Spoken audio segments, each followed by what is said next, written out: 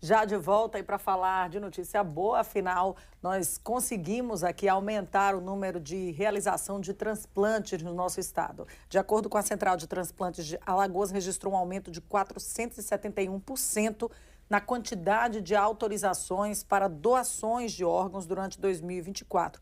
Ao todo, foram 40 permissões de familiares para captação.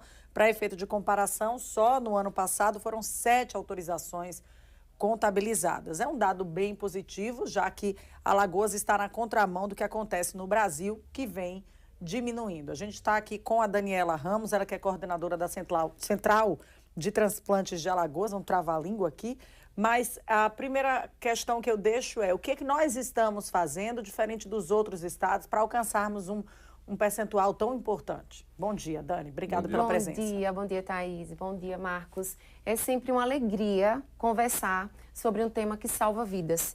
E nós estamos observando aí, você falou em números, Thaís, mas são vidas que estão tendo oportunidades de mais uma chance, as pessoas que estão ali nas listas de espera. Então, eu gostaria de começar só falando e agradecendo as famílias que disseram sim à doação no seu momento de maior dor. Então, nós atribuímos isso, claro, à família que autorizou, essa sensibilidade, esse ato de generosidade que vem acontecendo aqui no nosso estado, sem falar que temos assim o apoio incondicional da gestão maior. Então, hoje nós temos uma prioridade muito importante do nosso secretário de saúde e do governador também, para dar essa chance a essas pessoas que esperam por uma lista. Além de que nós temos profissionais qualificados e estamos assim investindo bastante em educação, qualificação, capacitações, treinamento, para que esses profissionais estejam prontos para dar o direito a essa família de dizer sim à doação de órgãos. Agora, Dani, algo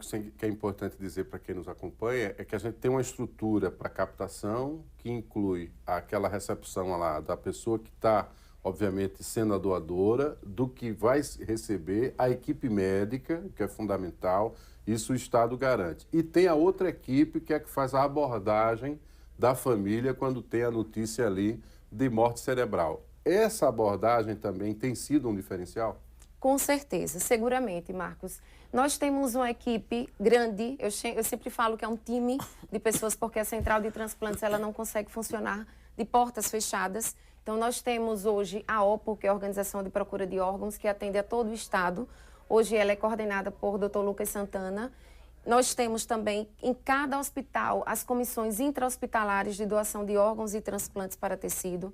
Nós temos na central uma equipe de captação que fica de sobreaviso. Temos também a equipe que faz os exames complementares, que são os exames de imagem. E cada vez mais a gente tem qualificado e aumentado mesmo essa proposta de rede, porque nós precisamos caminhar sempre juntos. E são muitos parceiros que estão envolvidos nessa situação. Então, com certeza, tudo isso, Marcos, para ser dado o diagnóstico daquele ente querido que está ali, é um diagnóstico de morte, em morte encefálica, né? Porque a gente sempre fala que morte é uma só, ou o coração para primeiro, ou o cérebro para primeiro. Então, quando tem a confirmação da morte encefálica, essa equipe aí que você falou, a nossa equipe, ela é qualificada para acolher essa família e entrevistá-la para dizer sim ou não à doação de órgãos. E isso acontece obedecendo critérios que atendem a prioridades. Então, se não tiver um paciente com prioridade que atenda os critérios aqui, é esse órgão que sai do estado de Alagoas para outros estados. Mas a prioridade são as pessoas que esperam na fila de transplantes aqui no estado, não é isso? Isso, Thaís. Primeiro, quando a gente tem um doador, todos os dados são incluídos no sistema do Ministério da Saúde. Então, esse sistema, ele tem todo o banco de dados dos receptores que estão em lista para cada órgão e nós incluímos os dados daquele doador com todos os exames, com todas as burocracias que se exige o processo. E daí, então, o próprio sistema, ele vai ranquear, ele vai dizer qual é o receptor que está compatível com aquele doador. E uma vez que não temos o doador com essa compatibilidade com o receptor, nós ofertamos esses órgãos para a Central Nacional de Transplantes e eles fazem essa distribuição para outros estados. Então, assim, a gente sempre vai estar salvando vidas, ou aqui no nosso estado, ou seja, onde tiver receptor compatível. Desde que eu me envolvi com esse assunto, Thaís, já são quase uma década acompanhando a evolução desse trabalho, né? A comunicação só melhorou, né?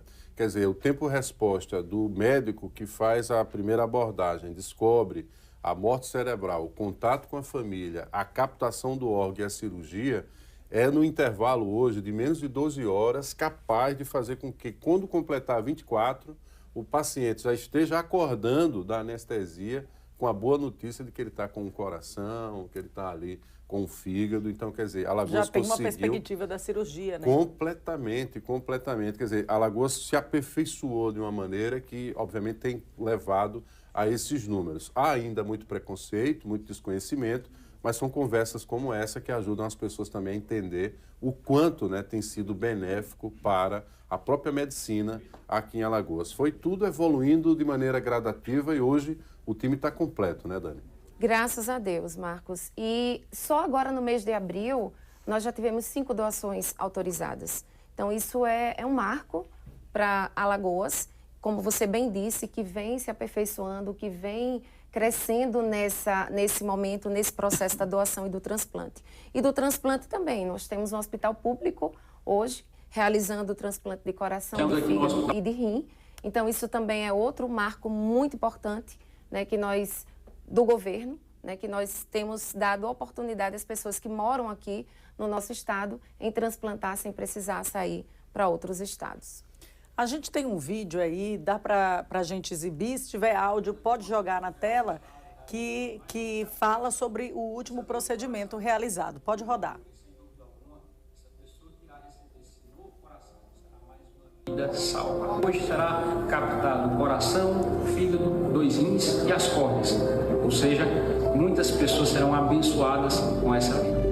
Lembrando que nós indicamos o tratamento, ou seja, o transplante cardíaco quando não existe mais nenhuma resposta ao tratamento medicamentoso ou não há nenhuma possibilidade cirúrgica.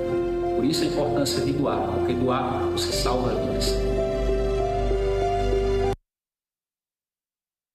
Importante aí, você viu o número de pessoas? Impressionante. Aqueles são os que fazem a cirurgia, né? Mas até chegar ali tem toda São uma instrumentadores, enfermeiros, técnicos, os cirurgiões ali envolvidos.